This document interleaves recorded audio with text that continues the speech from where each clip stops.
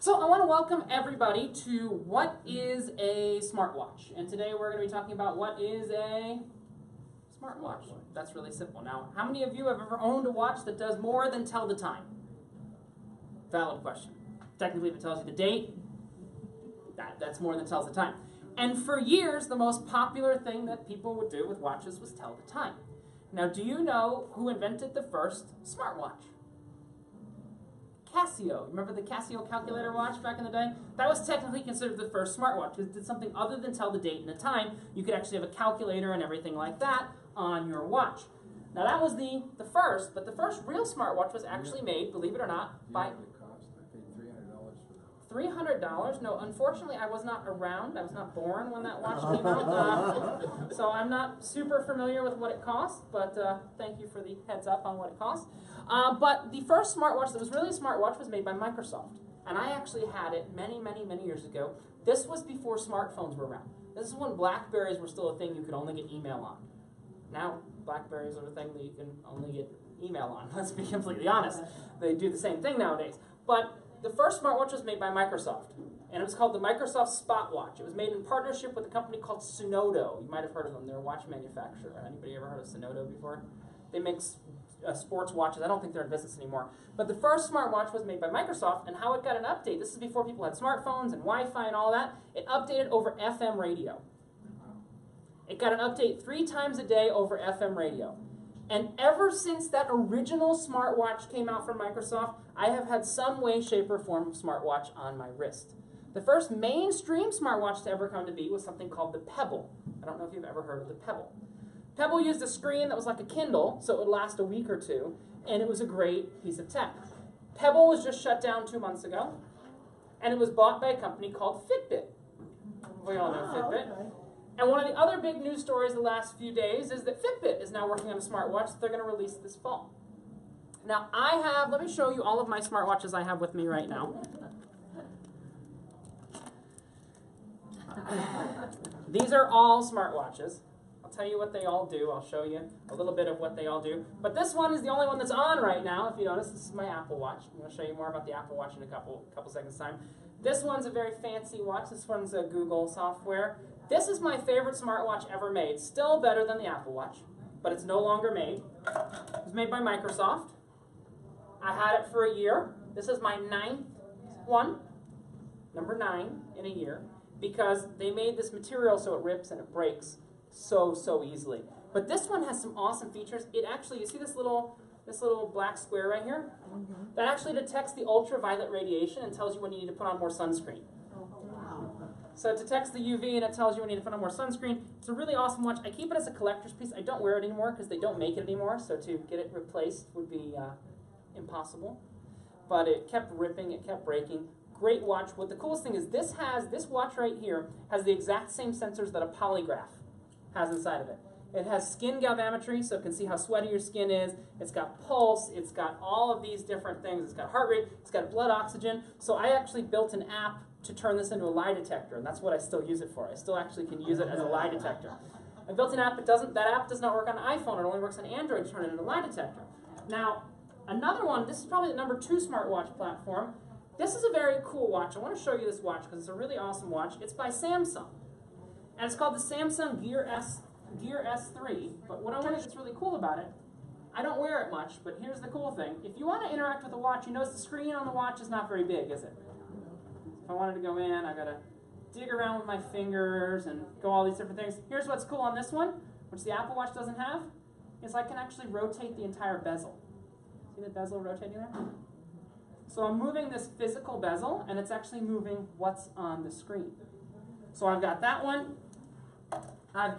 This one is the worst smartwatch I've ever owned in my entire life. This is the newest smartwatch in existence. This is from LG. It's a great watch. I loaned it to my assistant to play with. He gave it back to me in 2 days. It's a $400 smartwatch.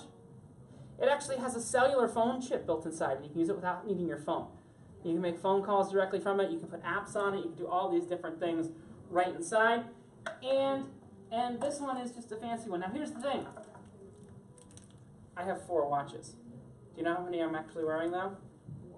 I'm wearing 1. You know which one I wear every day? I wear this one every day. I'm looking for something that I put at the bottom of my bag that I brought to show you. I don't know where those went. But that's the one I wear, is that one that's on the bottom of my, let me get that camera off you, that's on the bottom of my left hand. So I've had an Apple Watch on since the beginning. Now I want to show you around an Apple Watch a bit. Here's the thing that's interesting. All 4 of these watches right here, this is going to show you who the market leader is. All 4 of these watches work with Android as well as iPhone. So they work with anything, either Android or iPhone. The Apple Watch works with an iPhone. And if you don't have an iPhone, you know what it also works with? An iPhone. And if you really don't have an iPhone, you know what else it works with? An iPhone. Apple doesn't have to go down to get the Android people. So what's really interesting is it shows you the duality of it, is all the Android ones are fighting to get into Apple people's wrist, but the Apple one just says, no, we're happy with just people who have iPhones. So what I'm going to do is I'm going to take my watch off, and I'm going to put on this little stand right here so I can show you what's going on. I'm going to put a video screen up to the little stand, and I'm going to give you an idea of what an Apple Watch actually does. So let me zoom in. We can all see that. I'm going to make it much bigger. So is it something you need or something you want? We're going to talk about that. Is it something you need or something you want? So, one of the main things the Apple Watch does is the thing that all watches do. It's called telling time. So we've got the time right there, and we work in military time on the ship, so it is 20:14 right now. So that's 8:14 right now via ship time. But what you'll also see is you'll see all these different things that are called complications on the watch. Do you see that little play button right there? Yeah. If I wanted to remote control my Apple TV, I could hit that little play button, and it will let me actually, give it a second, and it will actually let me remote control my Apple TV. It won't because I'm doing it right now, but I can go ahead and I can use that as a remote to control my Apple TV if I wanted to. So I click in and I do that. Also, you see the date. You'll see it's Thursday the 13th, and you'll see 93%. That is the battery life of my watch. But you'll see another percentage next to it. That is the battery life of my phone. So I always know the battery life of my phone from my watch, if that makes sense. So I go in and I've got the battery watch so I can just look at my phone. But here's the thing. You know when you've got your iPhone, this is when you ask if it's a want or a need. You got your iPhone, you got it in your pocket, and you hear, da-dink! And you want to know what caused that da-dink. You know what I'm talking about? The little da-dink, and you're like, what actually caused that da-dink? When I'm laying in bed, I got my phone charging on the other side of the room. I have a problem that very few crew members have. I hate to be completely honest. If I'm charging my phone and it goes to dink, I have to get out of my bed to get my phone. Rolando doesn't need to do that. His room is small enough that he just kind of reaches over and sleeps with his phone. But I'm sorry, Rolando. I'm mean. I know. But it goes to dink, and I'm getting text messages. I'm getting different things like that. I can see what's going on. If someone calls me, I can actually pick up the phone call from my watch because the watch has a speaker and a microphone inside of it. So when I went, actually about 3 days ago on Facebook was the 2-year anniversary of when you could go try on an Apple Watch. When I went to try on my Apple Watch the first time, I go into the store, the guy goes, you can use the Apple Watch, it'll make you feel like D. Tracy. I go, who's D. Tracy? I'm like, who's D. Tracy? I'm like, you mean Dick Tracy? He's like, yeah, Dick Tracy. So you can go in and you can actually answer phone calls and do all that. But I want to tell you one of my favorite things the Apple Watch does. Actually, I want to show you my mom's favorite face first. I got to show you my mom's favorite face before she kills me. She'd go, you can't show that. I will show you what those numbers mean in the middle in a couple seconds. But let me go to my mom's favorite face, which is. Is yours a Series 1 or Series 2? Mine is a Series 2. Of course, sorry. But if we'll just be quiet for just a second, because I want you to hear this. No, I want you to hear this. Minnie actually speaks the time. It's 8:16. And Minnie can actually go ahead and can talk and can say all that. And if you're a little more manly and you want Mickey, there's Mickey. Any guess why there's Minnie and Mickey on the Apple Watch? It's really interesting. Who is the single largest shareholder in Disney? Any guess? Steve Jobs. I'm sure you've heard of a company called Pixar. That's a company he created. He created Pixar. He was the guy behind Toy Story, behind Finding Nemo, behind all of these. Steve Jobs was both the CEO of Pixar and of Apple. And then when Disney bought Pixar, it was a fully stock transaction. And what's interesting is Tim Cook, the CEO of Apple, Steve Jobs before, sits on Disney's board, and Disney sits on Apple's board. And there's a huge internet rumor going around that Apple's going to buy Disney. There's like a huge rumor going around in the past 2 days, and it's pushed Disney's stock up dramatically because people think that Apple's going to buy Disney. But I think that's interesting that I've got right there. I'm going to tell you about one thing here, then I want to tell you what I'm so looking forward to when we get to the UK. So you see I have cal, minutes, and hours. I have to burn 1,000 active calories a day. That means when I finish this class, I'm going to the gym and I'm going on the elliptical for 45 minutes to burn an extra 500 calories there.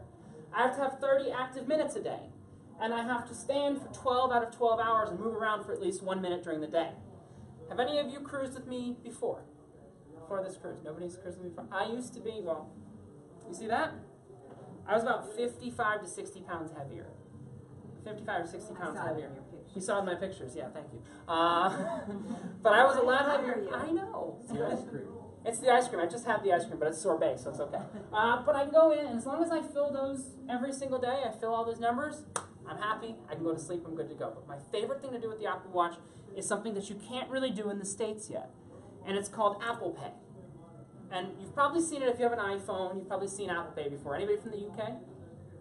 No UK people? In the UK, every place works with Apple Pay. I do not use pounds. I never exchange for pounds or anything like that. I get off the ship in the UK. I go to IKEA. I get a full English breakfast for £2. I double tap on my watch, put it in the register, done. Now, that full English breakfast is not enough for me, so I go to the mall right behind the IKEA, and I go to the Krispy Kreme, and I get some food at the Krispy Kreme. Click, click, done. And then I go to the Apple Store, and I always buy something in the Apple Store. Click, click, done. I can go in and I can securely pay with my Apple Watch, and here's the coolest thing. Apple Pay on the phones as well. It is impossible to have your credit card number stolen if you use Apple Pay. It is impossible. Android Pay, for the Android people as well, is possible. It is impossible to get your credit card number stolen because it generates a different credit card number every single transaction you make. Now, here's the thing. A lot of stores in the US won't support it. Do you know why? Can stores track you when you have a different credit card number every single time? So a lot of companies, yep, if you have that there. The problem is, in the US, there's not a lot of places that have it. One of my favorite stories ever using Apple Pay, true story, Apple Pay is not out in Germany yet, but I was in Germany, and I went to the world's only strawberry theme park. Don't ask why that exists, but I went to the world's only strawberry theme park. I go to the strawberry theme park, I go to pay, I go like that, and all of the German ladies working in the cash register area called me a witch. In their own little German, because they thought I had hacked their machine and made it so that I paid, and I didn't really pay. They're like, witch, in German. I don't know what that is. I know it's bruja in Spanish, am I right? But in German, they're yelling witch at me, and I'm like, oh, okay, whatever. But the cool thing is, Apple Pay is one of the coolest features because I don't even bring my wallet. I don't take anything like that. So, it feels like you're not even spending money. It's like being on a cruise full time. It's like having a sea pass with you all the time. I'll tell you another thing. I can't say too much about what I'm about to say, but Apple Watches on future cruise ships that might be from a company that sounds like Schmanemity Mooses may be able to unlock your doors. Just give you an idea. Doesn't Royal Caribbean have something similar to that already? Unfortunately, nobody has rolled that out yet. What I'm talking about is a little bit different. Those solutions they have require contact. This solution does not require contact. As you approach... Hilton does it already. Yeah, it doesn't require contact. As you're approaching the door, it automatically opens. But on the Hilton, do you have to touch it to the door or no? No, just hold it. You just hold it. This is going to be very different. It's going to be geofenced. I can't say any more than I said there. But it's going to be geofenced, and it's something that when you walk up, it'll just automatically unlock. You don't have to take the phone out of your pocket, unlock it, do anything like that, which is, I think, really, really cool. But I want to show you a little bit more about the Apple Watch, and then I'll take some questions on it.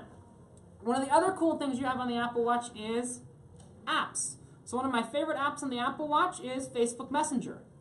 Let me see if I can find this in my Facebook Messenger. Oh.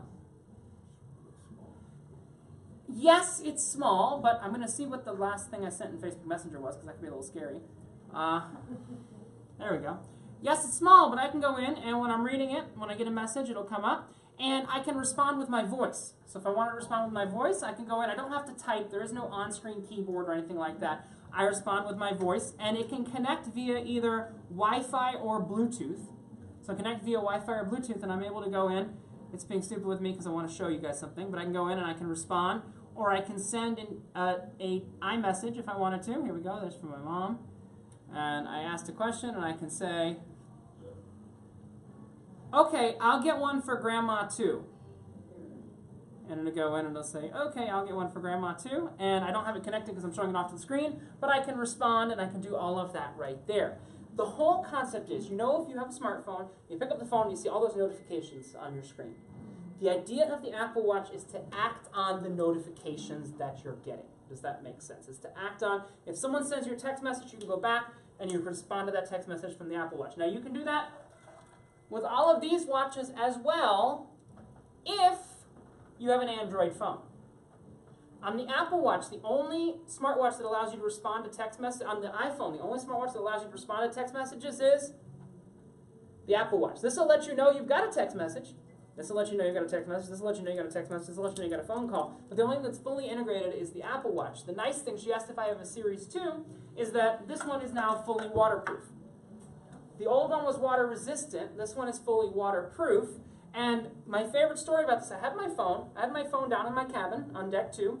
I went up to the solarium, I went in the hot tub. They have a cruise solarium night once a cruise. I went up to the hot tub in the solarium. I'm sitting in the hot tub just going like this, and all of a sudden, my wrist starts to ring. My phone is down on deck 2. I'm up on deck 12 with my watch. My mom called. I picked up my mom's call from the hot tub on my watch because it translated. My watch did not need to be signed into the Wi-Fi. It connected to Celebrity Wi-Fi and automatically took that call and routed it over to my wrist, and I was able to do that. And then when I finished, just to show you how cool this is, when I went ahead and I finished the call and I got out of the hot tub, what I'd have is there's actually a feature on the Apple Watch 2 to eject water.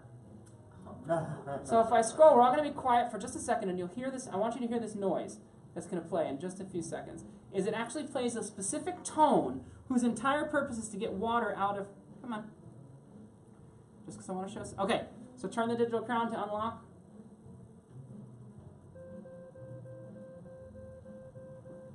And that actually pushes water out of both the speaker and the microphone, to give you an idea. So it pushes the water out of the speaker and the microphone right inside of the Apple Watch. Now the last thing, she asked Series 1 or Series 2. The other thing I'll tell you is there are all kinds of different materials that the Apple Watches are made out of. There's the aluminum one, which is the entry-level one. And then there is the stainless steel one. I have the stainless steel one because here's the problem. How many of you have broken a phone screen before? Be honest with me. How many of you have scratched your phone screen before? You've probably scratched your phone screen at some point. Unless you keep it in a really good case, then you've probably, you keep it in a case, so that's why it doesn't scratch. But if you keep your phone out in your pocket, it's going to scratch. You see that screen on there? The screen on the lowest level Apple Watch is the same thing that's on your iPhone. How long do you think that's going to last before it gets all crapped up? The middle level Apple Watch has a sapphire screen. So it has a sapphire screen, much like all the high-end smartwatches do. And that's the one that I have, is I have one with the sapphire screen. I have the Series 2 with the sapphire screen. It's really good. Now, I want to answer your last question that I think that is where it all leads to. Is it a want or is it a need? For me, I need a smartwatch. Because when I'm doing something, I need to know if something's going on. So when I'm doing a class in Celebrity Central, what you'll notice is you'll never see my notifications on the screen, because I tell it not to show my notifications on the screen during the class, but it will go ahead and it will show on my watch. So if I get an email or something I need to know, or a Facebook message or something like that, I'll look like I'm just checking the time to see where I am in the class, but I'm actually, now I've given you a secret. I'll look like I'm checking the time, but really I'm setting up plans for later in that night, if that makes sense. And so you can go in, you can do all that. So for me, it is a need. What you have to assume is, okay, do you get a lot of notifications throughout the day? Meaning things that pop up on your phone and say, this Facebook message got sent, or that Facebook message got sent, or things like that.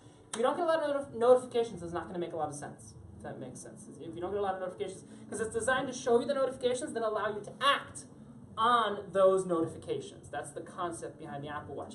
Now, leading on your question a little bit further, I think one of the main questions is, why don't we sell the Apple Watch on board? And that's an interesting question. The reason I don't sell the Apple Watch on board is I don't think it's a mature enough market yet. I will tell you the Apple Watch has the highest return rate of any Apple product. Okay? It's about 2%. That is very high. iPhones have a 0.25% return rate. Meaning that less than 0.25% of people return it. Now here's the thing, every other piece of tech in the world has much higher than a 2% return rate, if that makes sense. But the Apple Watch is Apple's highest return rate because it's not for everyone. But what I recommend, if it's something that piques your interest and you live near an Apple store, a real Apple store, they will let you take an Apple Watch for 14 days, pretty much, no questions asked. You can return it, no questions asked, and that's what I recommend you do. Go get an Apple Watch and try it. I got an Apple Watch for a couple of crew members on board, and I always see one of them coming around, because one of the things you do have to remember is you have to remember to charge your watch. I always see when I'm coming around, I'm like, hey, Vlad, in the fitness center, I go, where's your Apple Watch?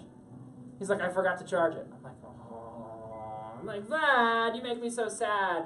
But I'm going to show you, I've got this little charging stand right here. That's actually a pretty big charging stand right here.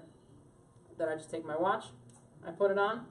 My watch will do, there's an app for almost everything. My watch will track sleep. It will do, the watch doesn't track sleep on its own, but I have an app. If you have an Apple Watch, I'll let you know that it's called Auto Sleep, and it'll track your sleep automatically. It's fantastic. I use it all the time.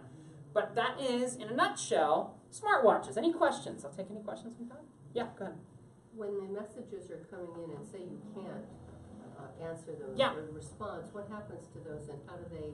Good question. So she says when those messages are coming in and you can't answer them in your response, what you'll see is you'll see a little red circle up here, and this is going to show you all of your messages that you've gotten earlier in the day when you pull down. So that's 2 hours ago, 3 hours ago. I don't really know what these things are. 3 hours ago, 3 hours ago, and these are all CNN alerts. My scale only has 10% battery life remaining. That was this morning, and I can go in and I can see all of these different notifications after I've done it. And then to get rid of them, all I do is I hold down on the screen, and I say clear, and now it's completely clear. So when I get a notification, if I'm not going to look at it right now, I swipe down, I can deal with it later, I can tap on it and do the same thing I did with it before. With the little things are so small. Can you change the size of the characters? You can make the characters larger, yes. You can. So you can make the characters larger. Does this rotate them on the face like the other watch that you showed? No. So the other watch has the whole crown that goes around. This has this thing. It's called the digital crown right here. And this is for scrolling. And some of the rumors say that the next iPhone will actually have a digital crown on it. So when you have a long email or something like that, you can actually scroll because when you put your finger, you're getting in the middle of it. So there are rumors that the next iPhone will actually have a crown on it instead. Yeah. So when you delete everything, when you hold that button, you're just deleting your notifications. You're just deleting your notifications. You're not deleting the calories. You're not deleting anything. You're just removing the notifications. It's kind of like, you know when you pick up the iPhone and you've got the iPhone, you're like, there's all those things, and then when you open it, everything disappears? It's the exact same thing as what shows up right here when you pull down and you get all those notifications right there. It's the exact same concept as what's going on there. One more question Yep. about Apple Pay. Uh-huh. Can I ask that? Yeah. On Apple Pay, I was reading about it because I'm very interested in it too. Uh-huh. And I read that you still have to carry your wallet around because somebody may ask you for another form of ID. So to me, what is the point? So, here's the answer to your question. Fingerprints your ID. Well, your fingerprints your ID, but here's the answer. They're actually not legally allowed to ask you for your ID. And you can protest that if you want to. As long as the back of your card is signed, the actual carrier agreement says that they're not allowed to ask you for your ID. Some stores will ask you for your ID for their own protection and stuff like that. I have never needed ID when using Apple Pay. So I've never needed, because what it does is it locks. You notice that I put in a code a couple times when I picked up my watch. It locks down. If you don't put in the code, you have no access to it. As soon as I take that watch off, now this watch is locked. Even if you wanted to go ahead and Apple Pay with it, you couldn't do anything until the code's put in. As soon as I put it on my wrist in the beginning of the day, I can either put in the code, or I can put in the code on my iPhone, which is connected via Wi-Fi and Bluetooth to my Apple Watch, and it will unlock it. So now that I'm putting my watch back on and I'm putting in the code, now I can Apple Pay all day until I physically take it off my wrist. It's watching my pulse. Okay. So if I die, you can't Apple Pay because I won't have a pulse.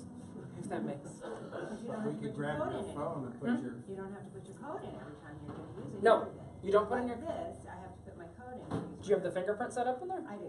So you use the fingerprint Yeah. instead. Use the fingerprint So instead. when you die, you're going to buy a lot of stuff because we'll grab your phone and stick it on. Yeah, you grab my phone. You grab my phone. You grab my fingerprint. That's sick that you thought of that, but good job. So, tomorrow, we have a couple of things going on tomorrow. We've got at 1 o'clock in Celebrity Central, we're going to be doing a slightly different look. Some of you have seen Google Photos already. We're going to do What's the Cloud featuring Google Photos. So it's not going to be as in-depth as the Google Photos class that we did before, but we are going to be talking about the cloud as a whole, what you should have turned on and off in the cloud, and then about a half an hour of that class is going to be on Google Photos. It's going to be some material you've seen already and some material you have not seen yet, but it's good as a refresher. Then at 3:30, for those of you that are in VIP, we're going to be doing the smartphone, advanced smartphone settings and stuff like that. We're not going to finish that class tomorrow. It's going to go into the next day as well, and then we have class on the next day that's only about half an hour long that's tacked on at the end of that.